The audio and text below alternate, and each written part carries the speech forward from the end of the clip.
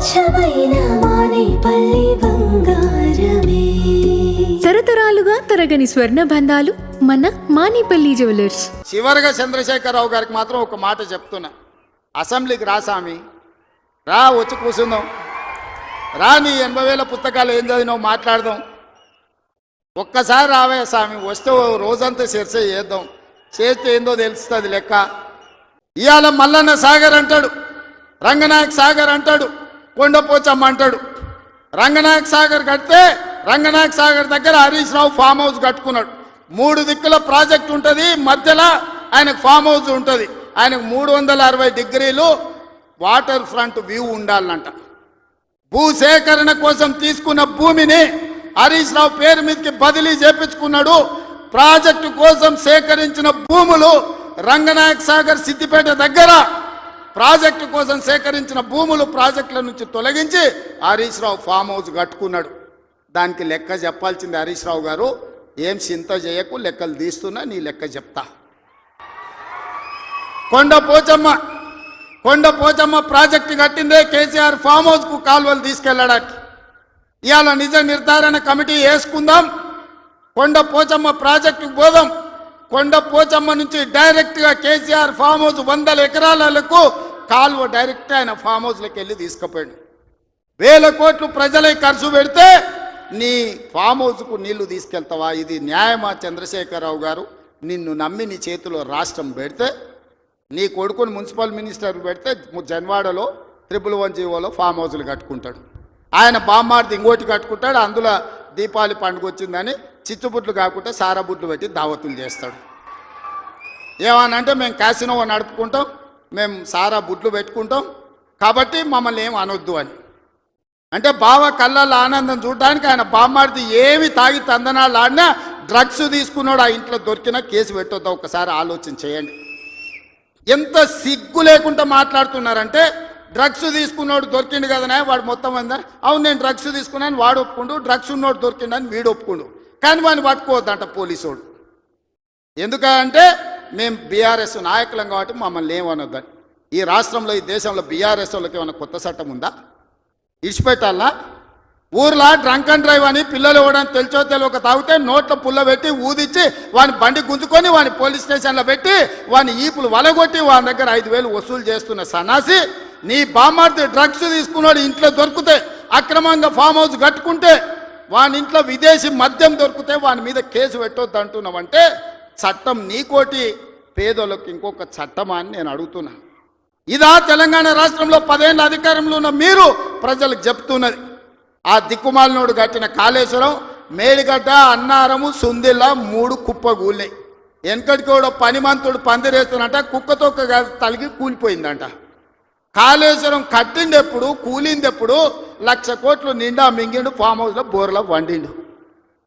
కాళేశ్వరం నుంచి సుక్క నీళ్లు లిఫ్ట్ చేయకుండా ఆనాడు కాంగ్రెస్ పార్టీ కట్టిన శ్రీరామ్ సాగర్ కావచ్చు, లేకపోతే శ్రీపద ఎల్లంపల్లి కావచ్చు, కల్వకుర్తి, భీమా, నెట్టంపాడు, కోయిల్ సాగర్, శ్రీశైలం, నాగార్జున సాగర్, హంద్రి, నీవా అక్కడ కడితే, ఇక్కడ ఈ ప్రాంతంలో తెలంగాణ ప్రాజెక్టులు కడితే, ఈరోజు ఖమ్మంలో కట్టిన ప్రాజెక్టులు, వరంగల్లో కట్టిన ప్రాజెక్టులు, నిజామాబాద్, కరీంనగర్లో కట్టిన కాంగ్రెస్ కట్టిన ప్రాజెక్టులతో ఈరోజు 1,53,00,000 మెట్రిక్ టన్నుల వడ్లు ఈరోజు తెలంగాణలో వండినాయి. 10 ఏళ్ళు మీరు చేయలేని పనులు మేము చేస్తుంటే మీకు కడుపు నొప్పి వచ్చిందా? మీకు కాలు నొప్పి అయిందా? ఏం నొప్పి అయింది? మీకు ఏడో నొప్పి లేస్తుంది? నాకు అర్థమైతలేదు.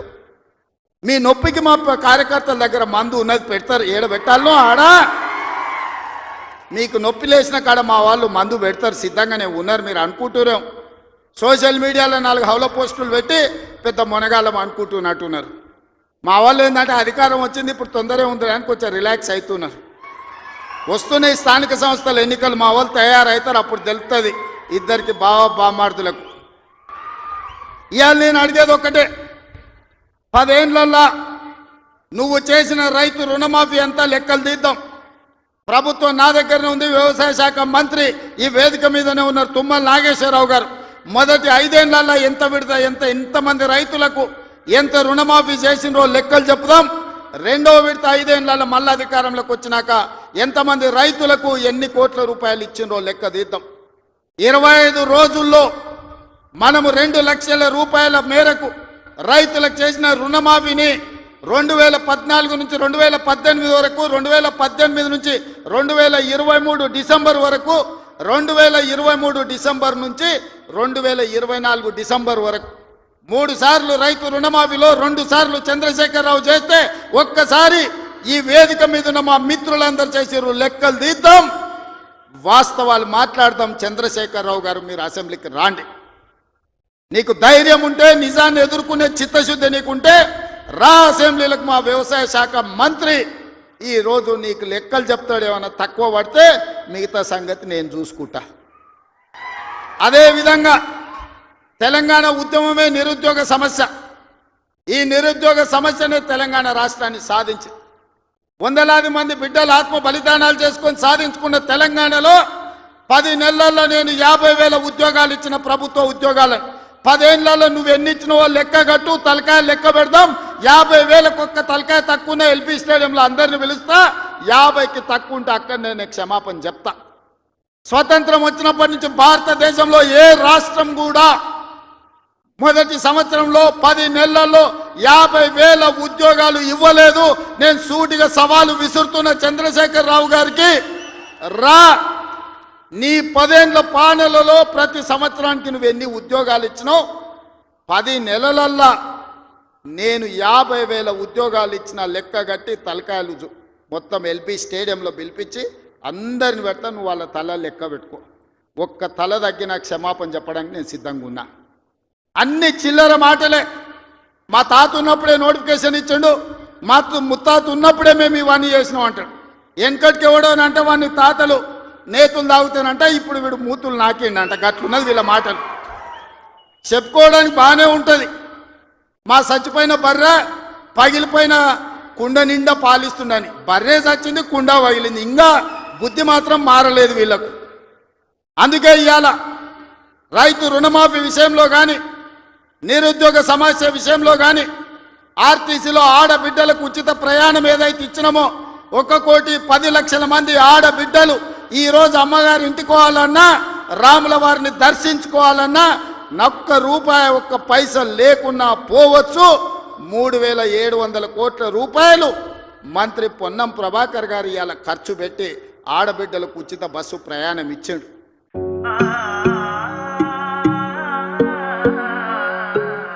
మనసైన మేని ఛాయ బంగారమే,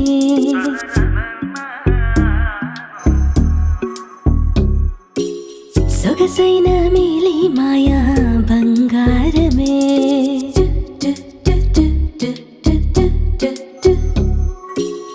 అనుబంధాల హారం బంగారమే, అనురాగాల తీరం బంగారమే, నవ్యమైన నాణ్యమైన స్వచ్ఛమైన మానేపల్లి బంగారమే.